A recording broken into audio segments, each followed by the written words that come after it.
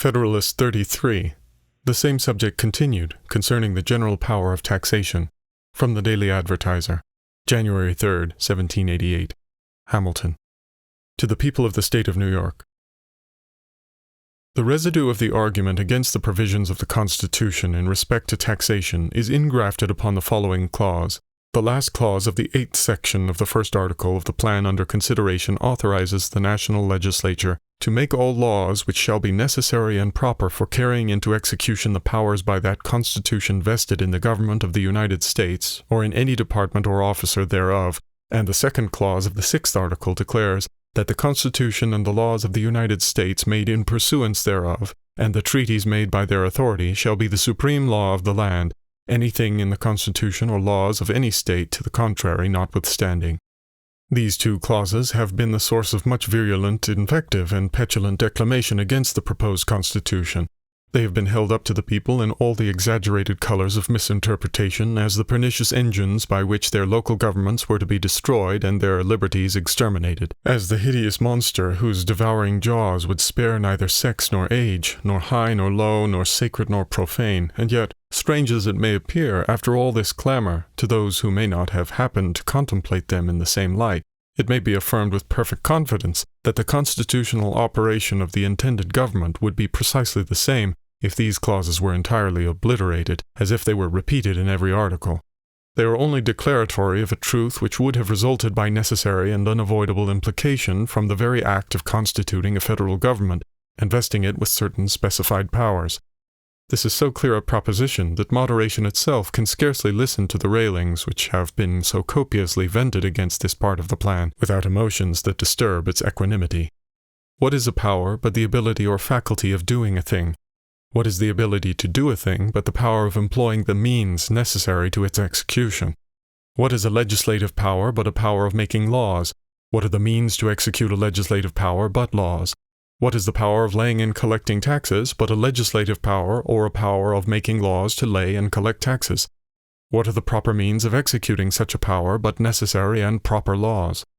This simple train of inquiry furnishes us at once with a test by which to judge of the true nature of the clause complained of. It conducts us to this palpable truth, that a power to lay and collect taxes must be a power to pass all laws necessary and proper for the execution of that power. And what does the unfortunate and calumniated provision in question do more than declare the same truth, to wit, that the national legislature, to whom the power of laying and collecting taxes had been previously given, might, in the execution of that power, pass all laws necessary and proper to carry it into effect. I have applied these observations thus particularly to the power of taxation, because it is the immediate subject under consideration and because it is the most important of the authorities proposed to be conferred upon the Union. But the same process will lead to the same result in relation to all other powers declared in the Constitution, and it is expressly to execute these powers that the sweeping clause, as it has been affectedly called, authorizes the national legislature to pass all necessary and proper laws. If there is anything exceptionable, it must be sought for in the specific powers upon which this general declaration is predicated. The declaration itself, though it may be chargeable with tautology or redundancy, is at least perfectly harmless. But suspicion may ask, why then was it introduced? The answer is that it could only have been done for greater caution, and to guard against all cavilling refinements in those who might hereafter feel a disposition to curtail and evade the legitimate authorities of the Union. The Convention probably foresaw what it has been a principal aim of these papers to inculcate, that the danger which most threatens our political welfare is that the state governments will finally sap the foundations of the Union, and might therefore think it necessary, in so cardinal a point, to leave nothing to construction.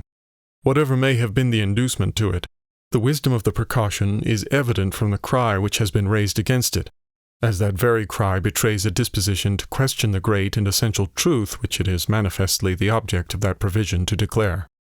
But it may be again asked, who is to judge of the necessity and propriety of the laws to be passed for executing the powers of the Union?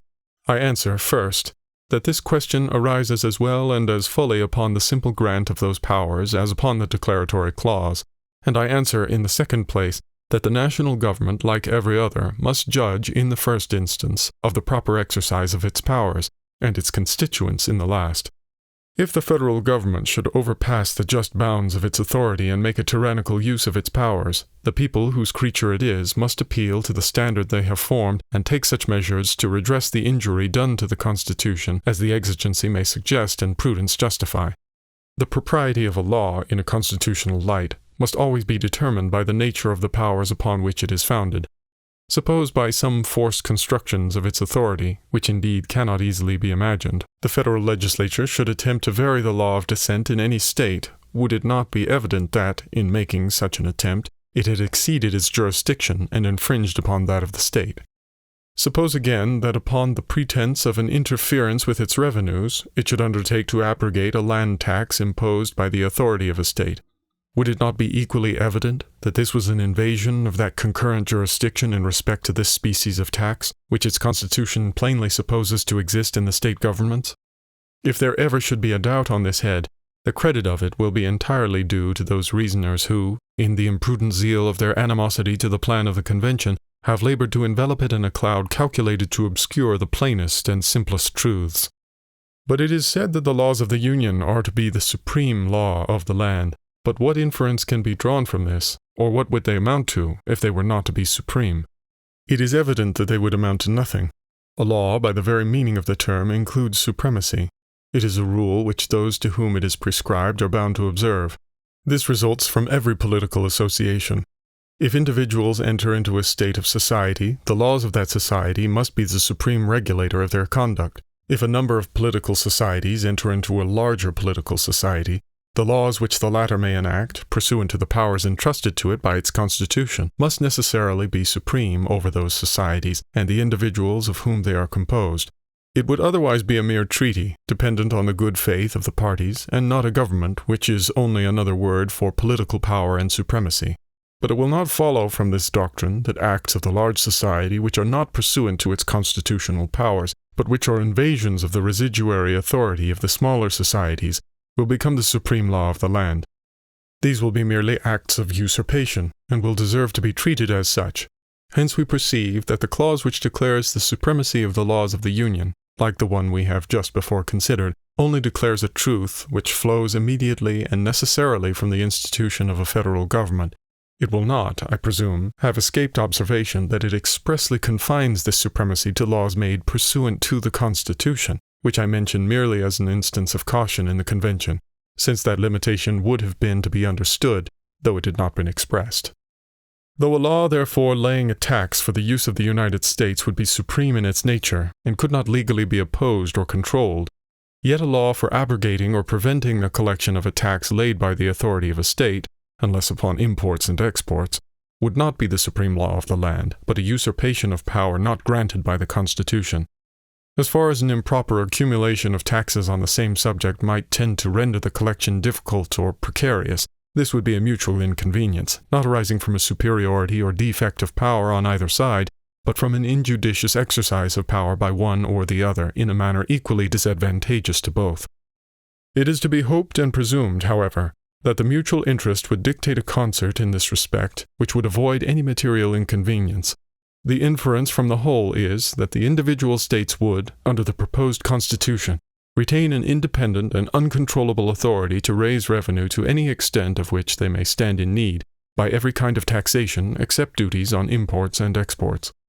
It will be shown in the next paper that this concurrent jurisdiction in the article of taxation was the only admissible substitute for an entire subordination in respect to this branch of power of the state authority to that of the Union. Publius.